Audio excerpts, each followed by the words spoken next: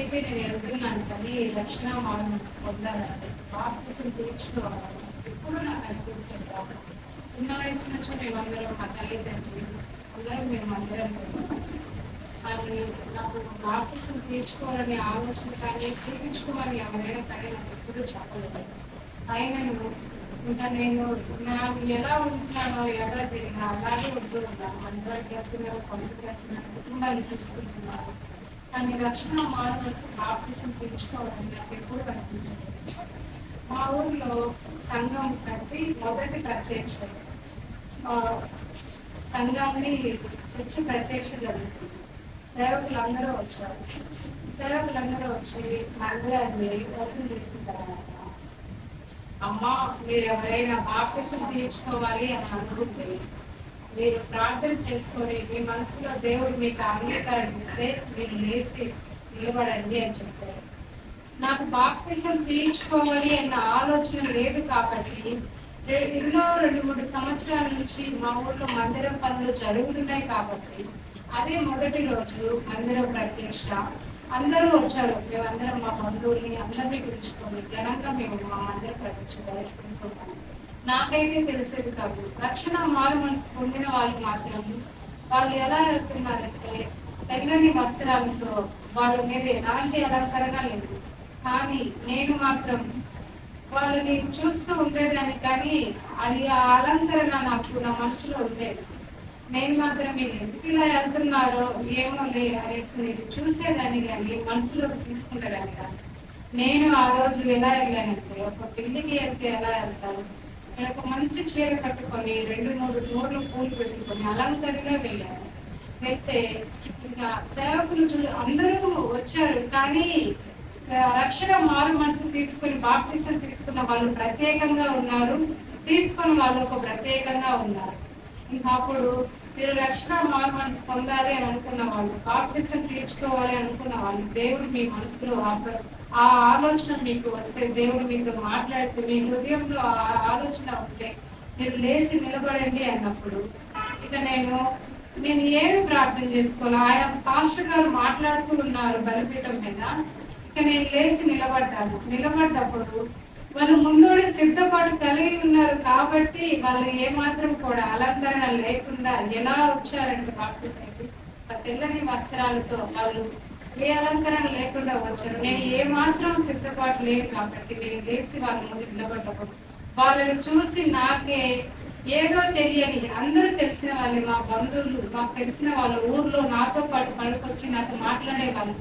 కానీ ఆ క్షణం వాళ్ళ ముందు నేను ఆలోచించినప్పుడు నేను చర్చికి వచ్చినా లేదంటే ఇంకెక్కడికైనా వచ్చినా ఏది అలంకరణ అని అనిపించి ఆ రోజు నేను తీర్మానం తీసుకున్నాను, నేను రక్షణ మార్గం నేను పొందాలి అని అనుకుంటున్నాను అని పాస్టర్ గారు ఒకసారి చూశారు. ఏందమ్మా నువ్వు సిద్ధపాటు కలిగి ఉన్నావా అంటే, అవును పాస్టర్ గారు, నేను తీర్చుకోవాలని అనుకుంటున్నాను, నేను సిద్ధపాటు కలిగి ఉన్నాను. నా భర్తకు చెప్పలేదు నేను బాప్తిసం తీసుకుంటానని, మా అత్తకు చెప్పలేదు, మా తోడుపాలు చెప్పలేదు. మా తోడుపాలు నా పక్కనే ఉంది. ఏం తెలుసు నాకు ఒక్క మాట కూడా చెప్పలేదంటే, అక్క నేను ఇప్పుడే తీర్చుకుందామని అనుకుంటున్నాను, నాకు ఎందుకు ప్రార్థన చేసుకుంటుంది, నాకు తీర్చుకోవాలి అని అనిపించింది అంటే, ఇంకా మా అక్క అప్పుడు మా అమ్మాయిని పంపించి, మా వాళ్ళ కూతుర్ని పంపించి, 2 పిల్లల్ని పంపించి మా అమ్మకి ఇంటికి వెళ్ళి ఏ చీర ఉంటే ఆ చీర తీసుకొని పండగుంటే గన్నెలు తీసుకుంటారు అమ్మాయి. పిల్లలిద్దరూ వెళ్ళి నా కోసం బట్టలు తీసుకొని వచ్చారు. ఆ రోజు నేను ఆ అలంకరణ తీసుకెళ్ళి అప్పటి నుంచి కూడా నాకు ఇంకా అంతకుముందు అసలు అలంకరణ ఇష్టం ఉండే నాకు, అసలు ఏంది అలంకరణ అనేలాగా నాకే అనిపించింది. నా మనసుకి దేవుడు నా పట్ల అంత గొప్ప కార్యం జరిగించాడు. మనం దేవుడు ముందు ఉంటే ఒక మాదిరిగా ఉండాలి. వీళ్ళు మందిరానికి వెళ్ళేవాళ్ళు, వీళ్ళు క్రీస్తు బిడ్డలు అని ఇతరులు వాళ్ళు మనల్ని చూడండి వాళ్ళకి అనిపించేలాగా ఉండాలి. దేవుడు నా కార్యం నా పట్ల రక్షణ మారు మనసు పొంది నేను మరి అటువంటి జీవితం నుంచి బిడ్డల కోసం, కుటుంబం కోసం కష్టపడి ప్రార్థన చేసేదానిగా, ప్రార్థన ఏదో చేశానంటే చేశాను, మీరు ఆ రోజు చేస్తున్నారు చేయకపోతే ఏమన్నా అనుకుంటేదాన్ని. కానీ ఎంత అలసిపోయినా 2 మాటలైనా సరి చేసుకొని పడుకుందామని అనిపించేలాగా అటువంటి స్థితిలో నేను వస్తున్నందుకు దేవుడు నాకు మేలు గొప్ప కార్యం చేస్తున్నది నా వార్తను నేను పంచుకుంటున్నాను. ఇప్పటి వరకు మీరు 2 మాటలు ఇంటూ వచ్చారు. ఆ సిలువలో తండ్రి మన కోసం మాట్లాడుతూ వచ్చిన మాటలు, నేను మాట్లాడబోయే మాట తండ్రి 3వ మాటగా మాట్లాడుతూ వచ్చారు. అన్నమాట యెహోవా సువార్త 19:26-27. అమ్మా ఇదిగో నీ కుమారుడు అని తన తండ్రితో చెప్పు. అమ్మా ఇదిగో నీ కుమారుడు అని తన తల్లితో చెప్పెను. అమ్మా ఇదిగో నీ కుమారుడు అని తన తల్లితో చెప్పును. అమ్మా ఇదిగో నీ కుమారుడు. ఇప్పటి వరకు మనందరికీ కుమారుడిగా ఉన్నవాడు తన కాలముని ముగించుకొనిబడి తన తల్లిని ఒంటరిగా వదిలిపెట్టక ఆమె బాధ్యత యెహోవానికి అప్పగించును. ఈ దేవుడిచ్చిన గొప్ప మాటలు బట్టి స్తుతిస్తున్నాను. ప్రభా మీరు మాట్లాడుతున్న వాక్యం లేకుండా ప్రభా మీరు మాట్లాడుతున్న 3వ మాట ప్రభా నేను దేవుడితో మాట్లాడుతున్నాను ప్రభా మీరు నాకు తప్పున్నారు ఇచ్చి ప్రభా మాట్లాడి ఎంత సహాయించుకోమని ప్రార్థిస్తున్నాను. ఈ మాట దేవుడు తన తల్లిని ఒంటరిగా వదిలిపెట్టక మాట్లాడుతూ వచ్చిన మాట. మరి దేవునికి 12 మంది శిష్యులు ఉంటూ వస్తున్నారు. 12 మంది శిష్యులు ఉంటూ వచ్చినప్పటికీ వాళ్ళు దేవుడు అతను మంచి శ్రమంలో లేనప్పుడు, బాధల్లో లేనప్పుడు, వారికి సహాయం చేస్తూ ఉన్నప్పుడు దేవుడిని వెంటనే తిరుగుతూ దేవుని సహాయం పొందుతూ ఉన్న వాళ్ళు 12 మంది శిష్యులు. కానీ మన దేవుని సైనికులు పట్టుకొని వాళ్ళు సిలువలోకి ఇంకా ఇటువంటి శిక్షలకి పాత్రుడిగా చేసినప్పుడు ఆ 12 మంది శిష్యులు దేవుని అంతకుముందు ఉన్న వాళ్ళంతా కూడా విడిచిపెట్టి దేవునికి దూరంగా ఉంటూ వచ్చారు. కానీ యెహోవా మాత్రము దేవుణ్ణి వదిలిపెట్టలేదు. ఆయనని వెంటనే నడుస్తూ ఉన్నారు. కానీ మీతో నేను కొంచెం చెప్పుకోవాలనుకుంటున్నాను. నిరీక్షణ ఛానల్ అని చెప్పి ఉదయం ఒక పాటలు వచ్చేవి నిరీక్షణ ఛానల్లో. ఈ 40 రోజులు నేను ఉదయం 5ంటికి రాస్తాను పనులు చేసుకోవడానికి. నేను లేచినప్పుడు ఒక 10 నిమిషాలు ఆ ఛానల్ పెట్టుకొని పాటలు వింటూ ఉండేదాన్ని. ఈ 40 రోజులు సిలువలో పాడిన పాటలే వస్తూ ఉన్నాయి. ఇంకా కమ్మను పాడారు సిలువలో సాగుతుంది యాత్ర అని. ఆ పాట పాడుతూ ఉన్నప్పుడు నాకు తెలిసే పాత పాటే నేను ఎప్పుడు వింటూ ఉన్నదాన్ని. కానీ ఆ పాట నా మనసులోకి వెళ్ళకుండా ఆ పాట అక్కడ వాళ్ళు చూపిస్తున్న బొమ్మలు నా మనసులోకి ఆలోచనలోకి తీసుకొచ్చాయి. ఏం చూపించారంటే వాళ్ళు ఆ మరియమ్మ తల్లి చిన్నగా బాలుడిలో జన్మించినప్పుడు తనని చేతుల్లోకి తీసుకొని ఆ చేతులు పట్టుకొని తన కుమారుడిని చూసుకొని నవ్వుకుంటూ ఉంది. అప్పుడు ఇక నేను అలాగే చూస్తూ ఉన్నాను. ఎందుకో నాకు ఆ బాబుని చూడాలనిపించేది. తర్వాత ఆమె గొర్రె పిల్లలకి మేత వేస్తూ ఉంటే ఆ పాట పాడుతూ ఉన్నాను. ఒక సేవకురాలు ఆమె అమ్మాయి చిన్న అమ్మాయి పాడుతూ ఉంది.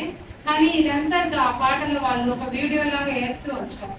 గొర్రె పిల్లలకి మేత వేస్తూ ఉన్నప్పుడు ఆమె దేవుడు వాళ్ళ అమ్మకి పరిగెత్తుకుంటూ వస్తూ ఒక 8 సంవత్సరాలు ఉంటాయి, ఒక 7-8 సంవత్సరాలు రాయి కట్టుకొని పడిపోయినప్పుడు ఆమె పరిగెత్తుకుంటూ వచ్చి ఆ గొర్రె పిల్లల దగ్గర మేత వదిలేసి అమ్మో నా కుమారుడు పడ్డాడే అని చెప్పి పరిగెత్తుకుంటూ వచ్చి ఆ బిడ్డను లేపి కాళ్ళు చేతులు ఉంచుకొని గుండెకి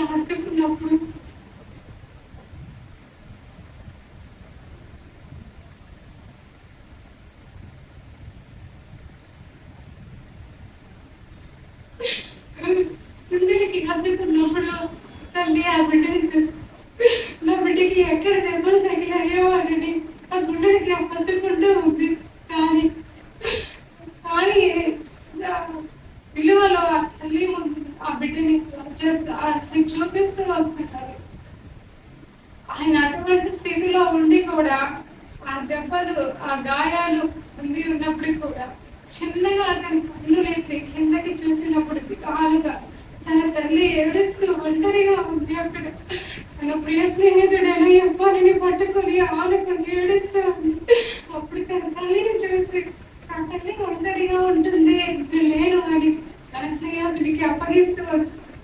ఇకపై తల్లి బాధ్యత నీది అంటే కానీ ఇప్పుడైతే మాత్రం పిల్లలు ఎవరు తల్లి బాధ్యత తీసుకుని విధంగా లేనప్పుడు దేవుడు మాత్రం తన చివరి దినంలో కూడా తన ముగింపు తన ఆత్మ ఇంకా పరలోకంలో అప్పచెప్పుతున్నానని తెలిసి తన తల్లి వైపు చూసి నా తల్లి ఎక్కడ ఒంటరైపోతుందో అని చెప్పి తన ప్రియ స్నేహితుడైన యోహానికి ఆ బాధ్యతని అప్పచెప్పుతున్నాడు. నా తల్లి ఒంటరి కాకూడదు అని చెప్పి. మనమైతే మాత్రం బాధ్యతని మనం అసలుకి అప్పచెప్పడం కాదు కదా, మనం తల్లిదండ్రులు చూసే వాళ్ళగా కూడా ఈ వాక్యం నేను చదువుకున్నప్పుడు రాత్రి కూర్చొని ఆ వాక్యం చదువుకుంటూ ప్రార్థన చేసుకుంటూ ఉన్నారు. మీకు చెప్పగలుగుతానా లేదా ఈ వాక్యం అనేది? అప్పుడు ఆ పాటలో జరిగిన ఆ పాటలో జరిగినవన్నీ నాకు గుర్తొస్తూ ఉన్నాయి. అసలు నాకు అర్థం కాలేదు. నేను వాక్యం చదువుకుంటున్నాను, ఆ పాటలో ఏదో జరిగింది, వాళ్ళు వీడియో వేసారు, నాకు గుర్తొస్తున్నాయి. కాసేపు నాకు ఏమని ప్రార్థన చేయాలో కూడా తెలియక అర్థంగా ఉంటూ ఉన్నాను. అప్పుడు ఆ చిన్న చేతులు ఆమె పట్టుకొని ఆ బిడ్డను చూస్తే మురిసిపోతున్నది. తన కుమారుడు ఒక రాయి తట్టుకొని పడిపోతే తను ప్రేమగా వచ్చి ఆ మరి ప్రేమతో గుండెలకి హత్తుకొని అమ్మ నా బిడ్డకి కడిగిన దెబ్బ కలిగించిన అని చెప్పి చూసుకుంటూ ఆమె గుండెలకి హత్తుకొని ఉంటుంది. కానీ ఆ తల్లి ఎదుట ఆ బిడ్డ చేస్తూ వచ్చిన బలిలాగా మా తల్లి చూసి ఆ కలువరి శిలువలో ఆమె ఏడ్స్తూ ఉన్నప్పటికీ అమ్మ నా తల్లి ఒంటరిగా అయిపోతుందని అటువంటి స్థితిలో ఉండి కూడా తన తల్లి వైపు ఆ సిలువలో ఇలానిగా తను చేస్తూ తన కనులెత్తి చూస్తూ ఉన్నప్పటికీ తన తల్లి ఆ యెహోవాను పట్టుకొని తన చేతిని పట్టుకొని ఏడుస్తున్నప్పుడు ఇక్కడ నా ప్రియ స్నేహితుడైన యెహోవాను చెప్పి తన తల్లి బాధ్యత యెహోవాకి అప్పచెప్తూ వచ్చాడు. దేవుడు చేసిన ఈ గొప్ప కార్యాన్ని బట్టి నేను ఆయనకి స్తుతులు చెల్లించుకుంటున్నాను. పాడాలనుకుంటున్నాను.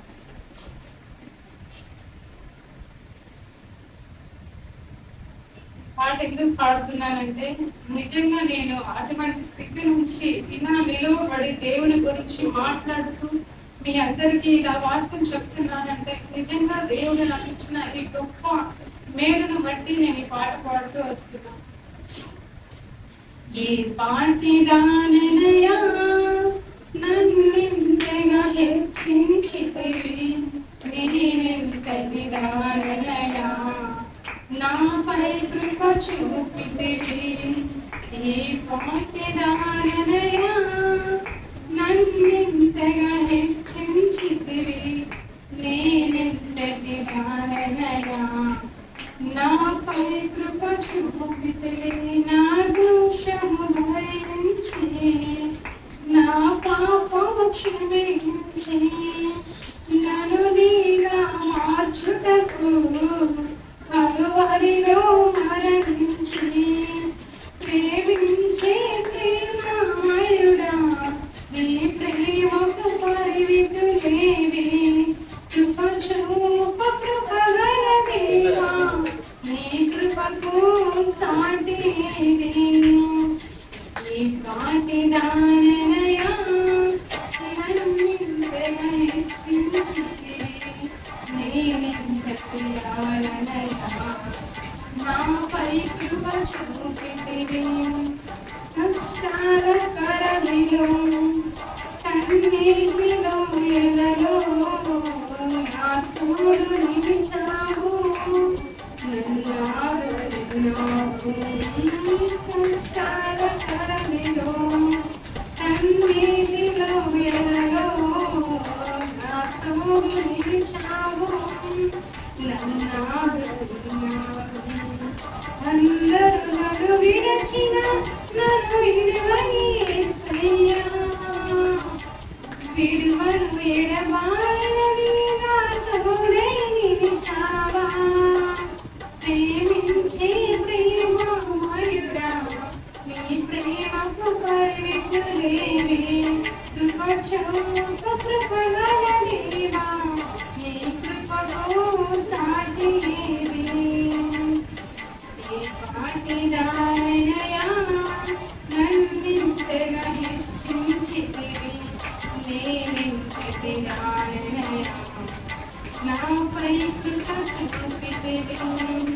నీ ప్రేమను మరువలేనయ్యా, నీ సాక్షిగా బ్రతికిననేసయ్యా, నీ ప్రకటించును కవిత నీ ప్రేమను మరువలేనయ్యా నీ సాక్షుల ప్రతిబిడని సైత నీవిచ్చిన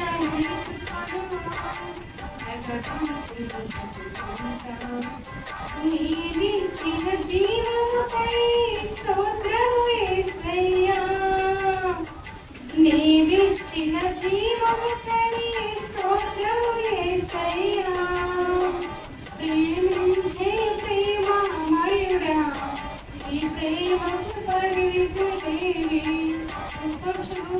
కృపగల తండ్రి నీ కృపకు సాటి ఏది ఈ పాటిరాననయం నన్నింతగా హెచ్చించితివి నేనింతటిరాననయా నాపై కృప చూపితివి